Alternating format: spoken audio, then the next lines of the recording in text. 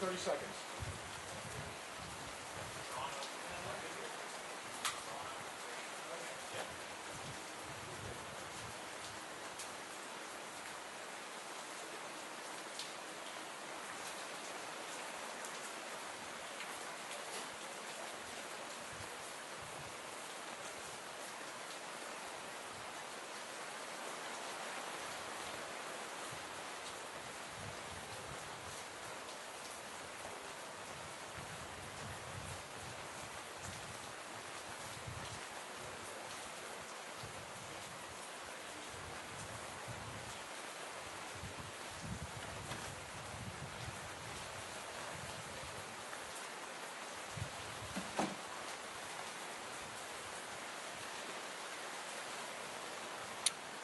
Bonjour tout le monde. Before we get started, I want to touch briefly on the unfolding events in Portapique, Nova Scotia. I know we've all been watching this on the news. My hearts go out to everyone affected in what is a terrible situation. I want to thank the police for their hard work and people for cooperating with authorities. Je tiens à parler brièvement de la situation qui se déroule actuellement à Portapique, en Nouvelle-Écosse. Je sais qu'on a tous suivi les nouvelles. Mes pensées accompagnent toutes les personnes touchées par cet événement. Je veux remercier les autorités pour tout leur travail et tout le monde pour leur coopération. Ce matin, je veux aussi souhaiter une joyeuse Pâques orthodoxe à tous ceux qui célèbrent aujourd'hui. Même si c'est seulement sur Skype, j'espère que vous pourrez passer cette journée spéciale avec votre famille et vos amis. I want to wish a happy Orthodox Easter to everyone who's celebrating today. Even if it's just over Skype, I hope you can spend this special day with family and friends. Although this pandemic has affected everyone, some people have been hit especially hard. Right now, too many Canadians are facing some really difficult situations. If you live with a disability, I don't have to tell you what this can look like. You might be worried about whether your support worker will be able to keep coming. You might be concerned about getting groceries or about your finances. And if you're caring for someone with a disability, you're probably anxious about getting support too. Your voice matters. Your experience is important.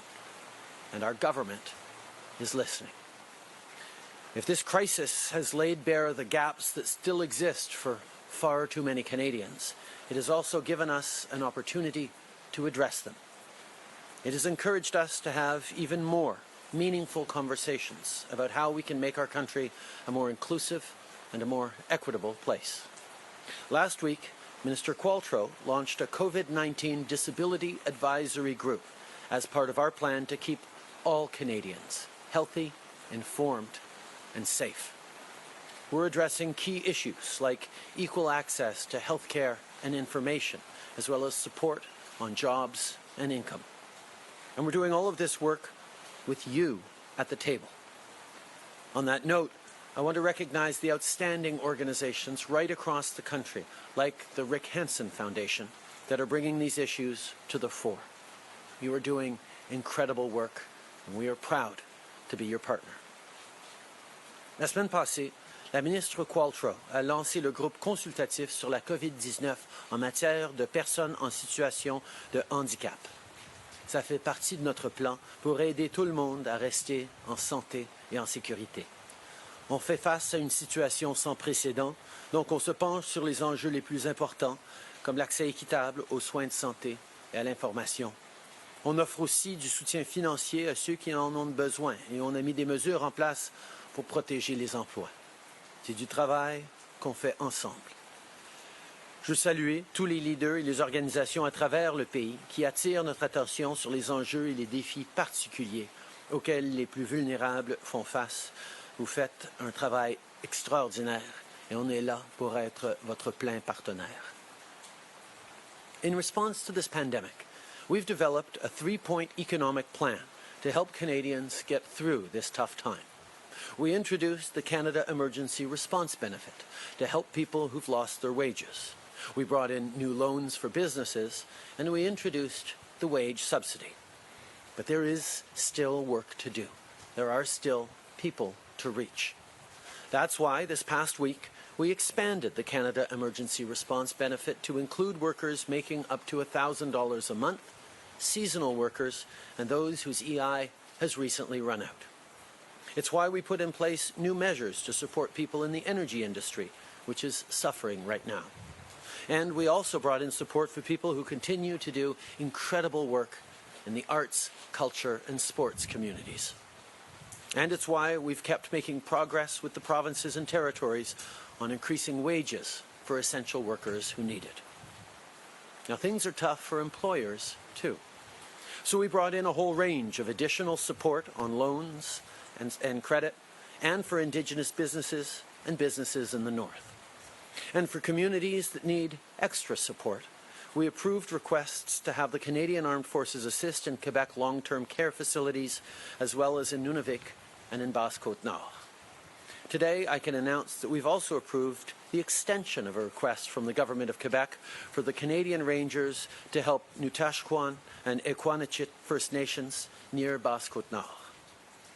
All these measures we've brought in are about helping you do the things that will get us through this. And it's working. We're seeing the numbers trend in the right direction. So we need to keep doing what we're doing and keep being extremely careful. And we will get through this together. Depuis le début de la crise, on a annoncé des mesures historiques. Avec la prestation d'urgence, la subvention salariale et les prêts aux petites entreprises, on donne un coup de main à des millions de familles, de travailleurs et d'entrepreneurs. Mais il nous reste encore des gens à aider. Donc cette semaine, on a élargi la prestation canadienne d'urgence. On a mis en place des nouvelles mesures pour les travailleurs de l'énergie, un secteur particulièrement touché par la pandémie. On appuie aussi ceux qui continuent de faire un travail exceptionnel dans le milieu des arts, de la culture et du sport. En même temps, on travaille avec les provinces et les territoires pour augmenter les salaires des travailleurs essentiels qui en ont besoin. Bien entendu, c'est une période aussi difficile pour les employeurs. On a donc introduit toute une gamme de mesures supplémentaires, dont des prêts et des contributions pour les entreprises, y compris pour les entreprises autochtones et du Nord.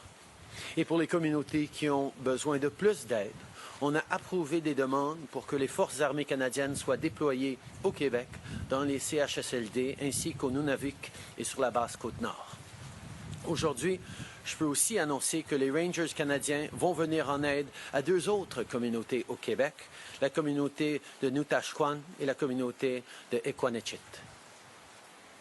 On a mis toutes ces mesures en place pour vous permettre de suivre les recommandations des experts et de nous aider à combattre le virus. Et ça fonctionne. Les chiffres indiquent qu'on s'en va dans la bonne direction, donc on doit continuer de rester chez nous et d'être prudents. Et ensemble, on va passer à travers. Cela dit, même si on souligne certaines tendances encourageantes, on ne va pas se conter des histoires. À travers le pays, des milliers de familles vivent des moments atroces, des moments déchirants à cause de cette pandémie. Je veux prendre un instant pour exprimer toutes mes condoléances à ceux qui sont dans le deuil. Tous les Canadiens partagent votre tristesse et sont à vos côtés pendant cette épreuve terrible. Sachez, en tant que gouvernement, on est là pour vous et on va traverser ces moments difficiles ensemble. On ne peut pas voir les nouvelles sans penser à ces aînés dans leur résidence qui ne peuvent pas voir leurs enfants, qui ne peuvent pas voir leurs petits-enfants, sauf par FaceTime, et qui ont peur, qui voient les nouvelles de situations dans des centres d'aînés à travers la province, à travers le pays, et s'inquiètent de savoir s'ils vont revoir leurs enfants, leurs petits-enfants un jour. C'est extrêmement difficile. Et nous devons de tout faire pour eux, en travaillant ensemble, mais aussi en soulignant qu'on doit continuer de rester chez nous, qu'on doit continuer de freiner la propagation de ce virus. Et ensemble, on va passer à travers. And because it's Sunday, I want to end again by talking directly to all the kids who might be watching. This week is National Volunteer Week. That means we say thank you to everyone around us doing things like helping seniors get groceries or putting in a shift at a food bank. You can join in from home, too. Ask your parents if you can help them make dinner and do extra cleaning around the house. Help your brother or sister with schoolwork. Say hi over FaceTime to your grandparents who I know are missing you. Young and young at heart, we can all make a real difference. I heard a great story the other day about a restaurant in Nova Scotia, the Canteen. They've turned the restaurant into a community kitchen where people pitch in and get meals to those in need. And there have been thousands of Canadians who've already signed up through our national COVID-19 volunteer recruitment campaign to lighten the load on our frontline workers. Everyone can help out. Everyone can help us get through this. À tous les enfants qui sont à la maison, n'oubliez pas qu'on a besoin de vous. Demandez à vos parents si vous pouvez les aider à préparer le souper ou faire plus de ménage. Aidez votre frère et votre sœur avec ses devoirs. Dites bonjour sur FaceTime à vos grands-parents qui s'ennuient de vous. On est tous en mesure de faire de notre pays un endroit meilleur. Et en ce moment, pendant qu'on fait face à un défi comme on n'en a jamais connu auparavant, on a tous la chance de contribuer. Et je sais qu'on va tous continuer de faire notre part. Merci beaucoup. Merci beaucoup, Monsieur le Premier ministre. On va maintenant passer à la période de questions, en commençant par le téléphone. Modérateur, c'est à vous. Merci. Thank you. First question, Michelle Carbert from the Globe and Mail. Your line is open. Please go ahead. Good morning, Prime Minister. Thanks for taking our questions. My question is with regards to the government's decision to tighten the scrutiny of foreign takeovers of Canadian firms impacted by the COVID-19 pandemic. Why is this decision important, and why did you take this decision a month after European countries started doing this?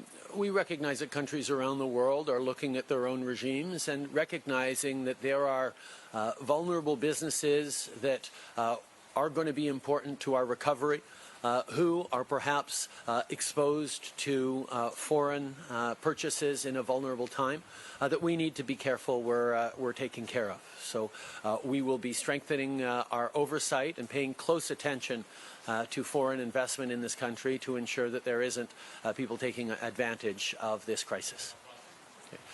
Nous reconnaissons que c'est important pendant ces moments de ralentissement et de vulnérabilité pour bien de nos entreprises qu'il n'y ait pas des gens ou des compagnies outre-mer qui décident de prendre avantage de cette situation pour profiter en achetant, en investissant dans des compagnies canadiennes qui, en temps normal, ne seraient pas vulnérables à ce genre d'investissement ou de takeover.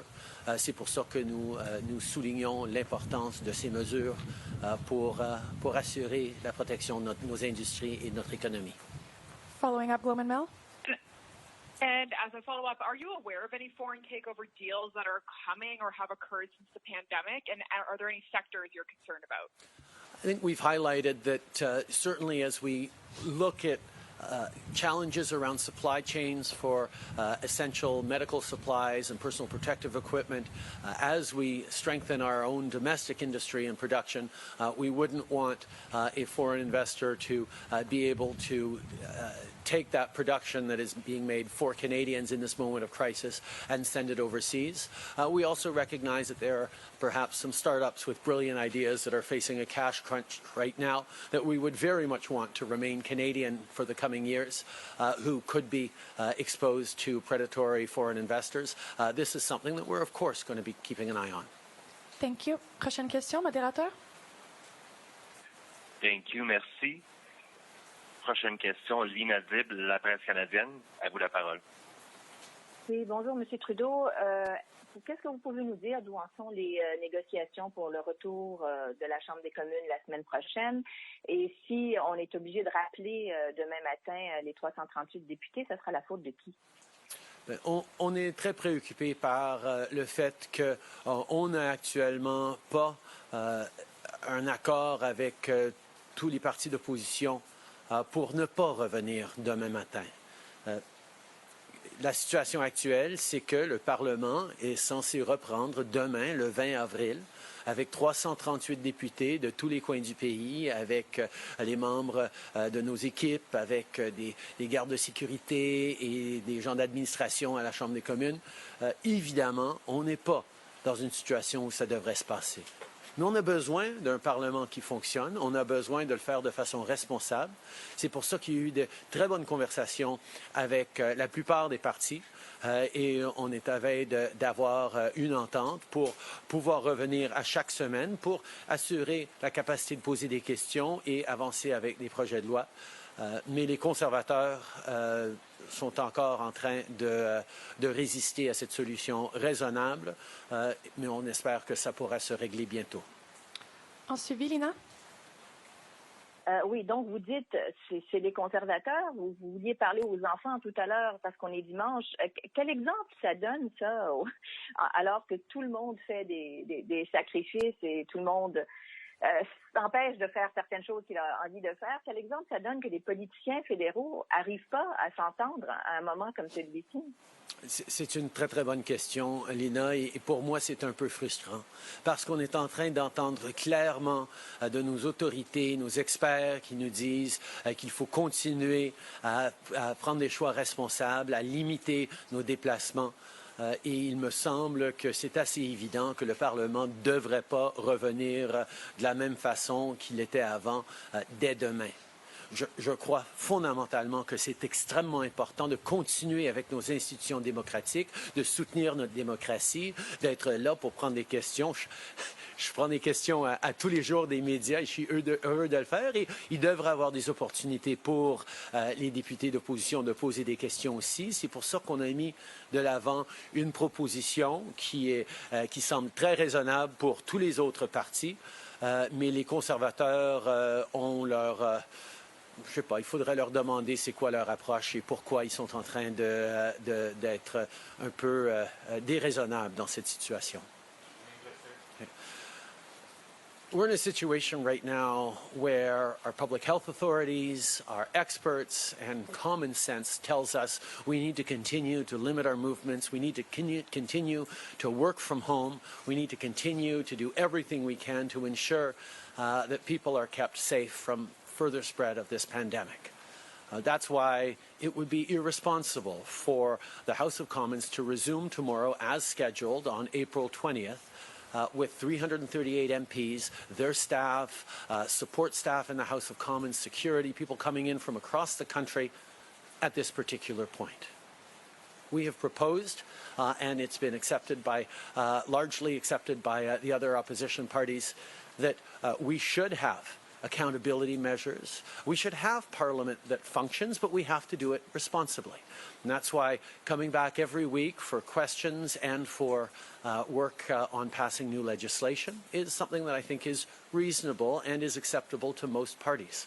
I believe deeply in our democracy, in our democratic institutions, and our principles, and it's important to be accountable. I'm perfectly happy to be taking questions every day from media, and I'm looking forward to taking questions from opposition parties. But it has to be done in a responsible way, and right now the Conservatives are not taking a responsible approach. Thank you, merci. Modérateur, prochaine question. Merci, thank you. Next question, Libertium, Canadian Press. Please go ahead. Yes, Prime Minister, thanks for talking to us. The NDP is asking for, in terms of parliamentary sittings, 1 in-person day and 2 virtual sittings. You have proposed only 1 virtual sitting. Can you explain why 2 is unacceptable?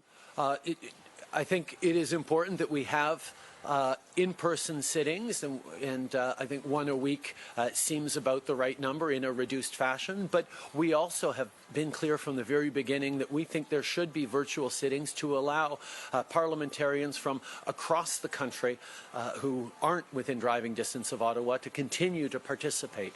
And that's why we have been pushing for virtual sittings. We have heard from the House of Commons administration that they are incapable of standing up virtual sittings for this coming week, but we are very open to increasing them over the subsequent weeks because it's important that we be able to hear from all parliamentarians. Follow-up? And as a follow-up, there's a report of a deal that has been reached. Can you confirm that a deal has been reached with the opposition parties?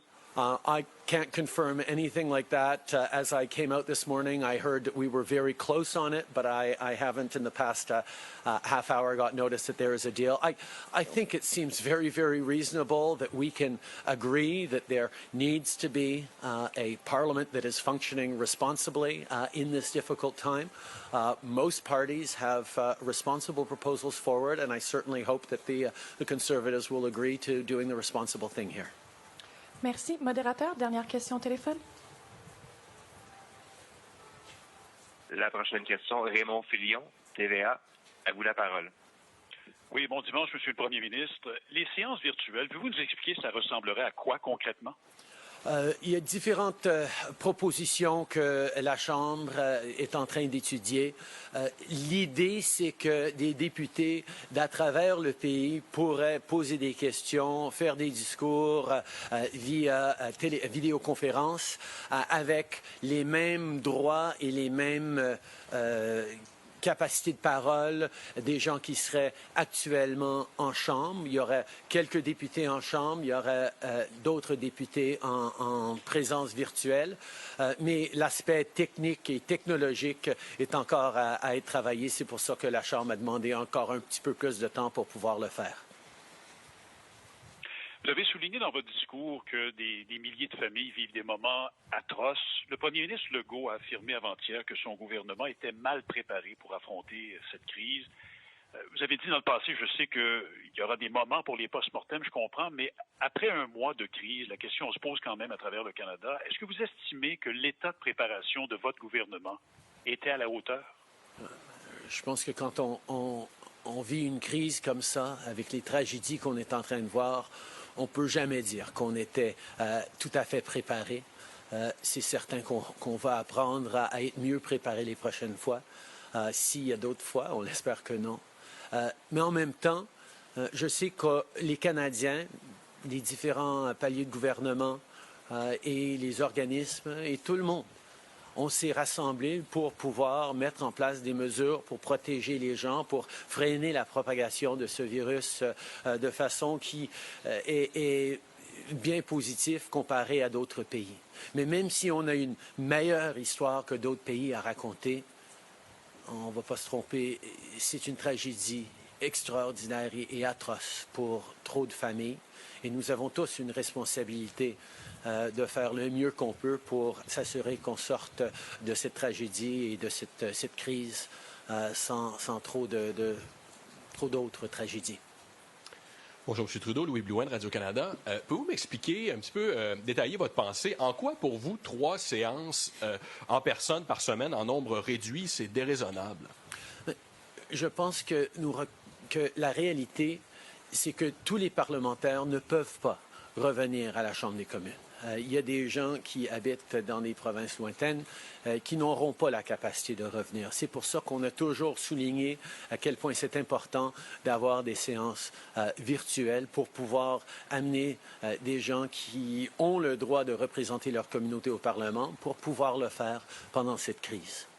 En même temps, de pouvoir être là pour répondre à des questions de façon régulière, je pense que c'est important pour notre démocratie et pour les Canadiens.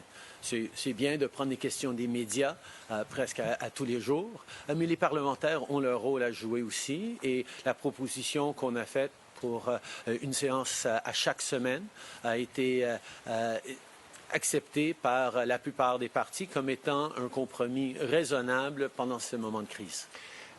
Okay. I think it's extremely important that we remember that people are elected to Parliament in every corner of this country to be their community's voice in Parliament.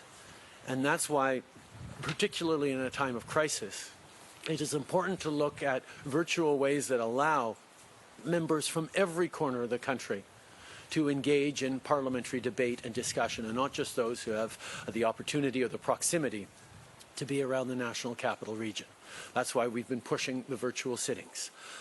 We know that accountability is important, and taking questions every day from the media is a good thing, but it is also important that parliamentarians and opposition politicians get to ask questions of the government, which is why we've proposed that the Parliament sit every week in a reduced fashion, and that is a proposal that was accepted by most parties. The Conservatives still need to work on it a little bit in terms of their own reflection.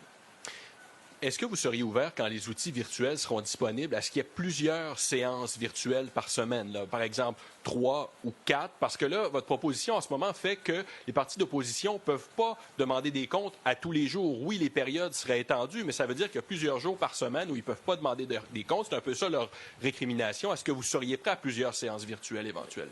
Je peux souligner que les propositions faites par les oppositions et les partis d'opposition et les enjeux qu'ils soulignent pour critiquer sont bien rapportés dans les médias, sont bien partagés, ils sont bien entendus par nous et on ajuste le tir et on est en train de s'assurer qu'on est en train de faire les choses nécessaires pour bien répondre aux besoins réels et criants à travers le pays.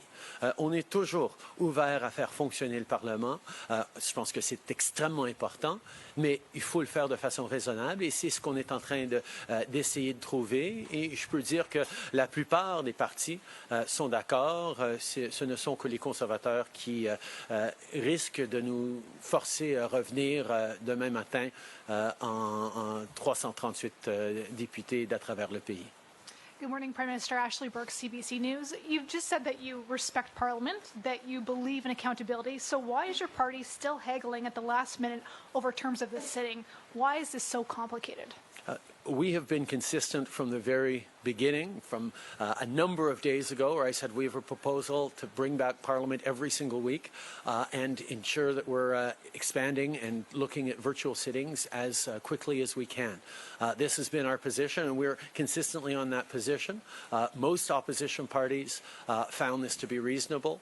There is one party, and because the House is scheduled to resume tomorrow morning, there is required to be unanimous consent by the parties to not come back tomorrow morning, and the Conservatives are not wanting to be reasonable in this, I think. Australia and other countries are calling for an international and an independent investigation into the origins of the COVID-19 outbreak in China. You've said this is not the time to point fingers or assign blame, but are you supportive of this investigation in the future?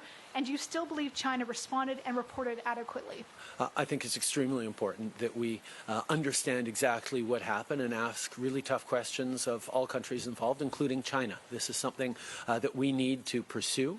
But my priority right now, and the priority for countries around the world, needs to be doing everything we can to keep our people safe and make sure that we have the resources necessary to protect our citizens and get through this. And that will always be my focus. Nous reconnaissons qu'il y a des questions importantes à poser et des réflexions sur comment ça s'est passé et quel genre de responsabilités différents pays, dont la Chine, ont dans cette affaire. Mais la priorité doit demeurer, pour moi et pour les autres leaders, comment on va protéger nos citoyens aujourd'hui et demain, comment on va s'assurer qu'on a tout ce qu'il nous faut pour nous garder en sécurité. Ian Wood, CTV News.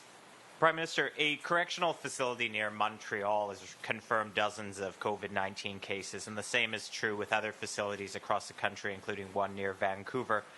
What are you doing to protect the incarcerated population and the corrections staff in these facilities to stop the spread of COVID-19? From the beginning, Corrections Canada has taken measures to protect both inmates and staff in these facilities, including eliminating visits, reducing transfers, looking at measures including staggered timetables to keep inmates and staff more separate from each other, ensuring that there are different mechanisms in place. And those reflections are ongoing. We're always looking for new ways to ensure protection of Canadians in those facilities. And some provinces have had to cut elective procedures in hospitals to prepare and manage COVID-19 patients or prepare for them. Canada already has long wait lists for some procedures. Is the federal government going to assist provinces to make sure that these existing backlogs aren't amplified once we're through this?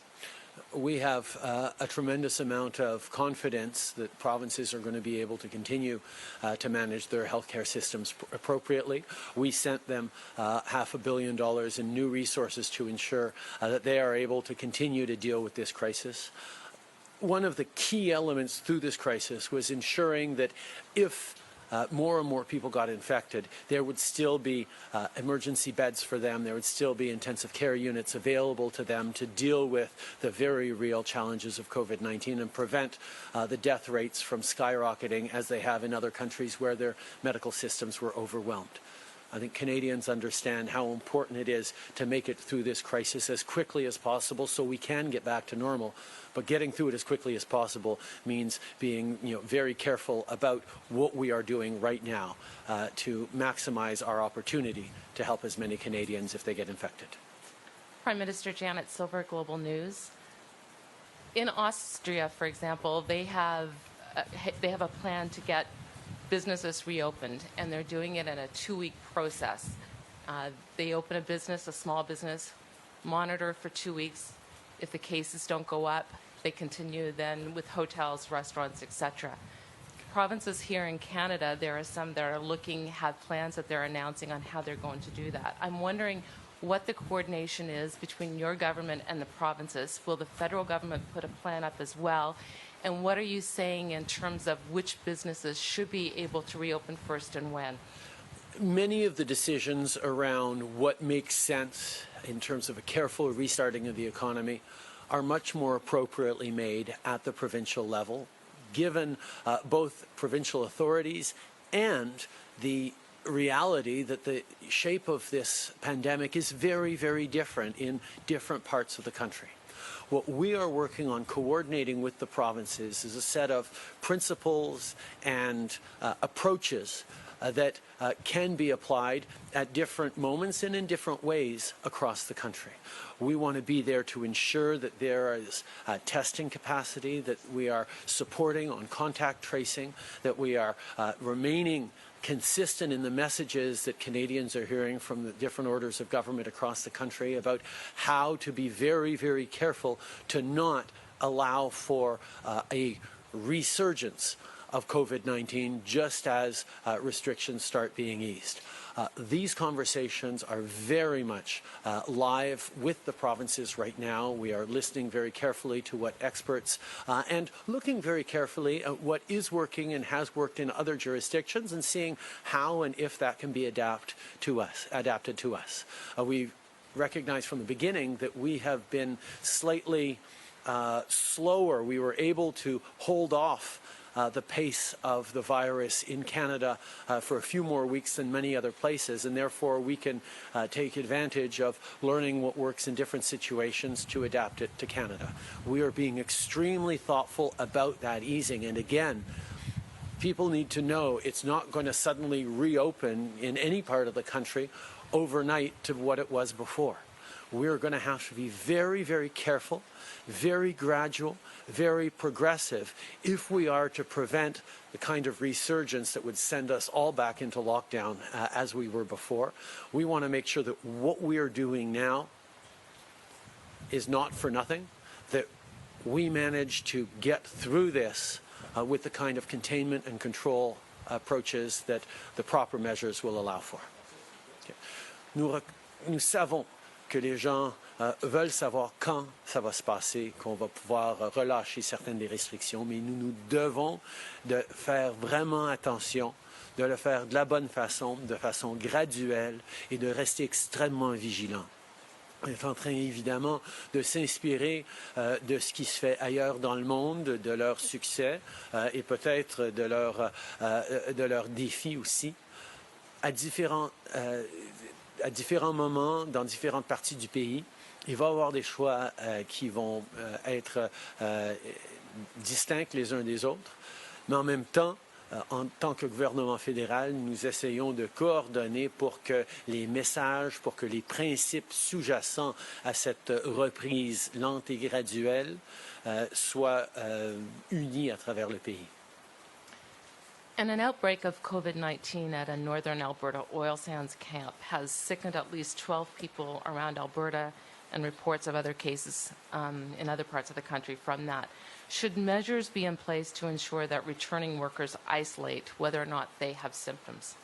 I think that's a decision for the government of Alberta, but certainly we all understand how important it is to keep workers in essential businesses, workers who continue to work, as safe as possible. Safety of workers, of their families as well, needs to be the primary consideration of any government, and I certainly expect that to be the case in this one as well. Merci beaucoup. C'est ce qui met fin à la conférence de presse d'aujourd'hui. Merci tout le monde.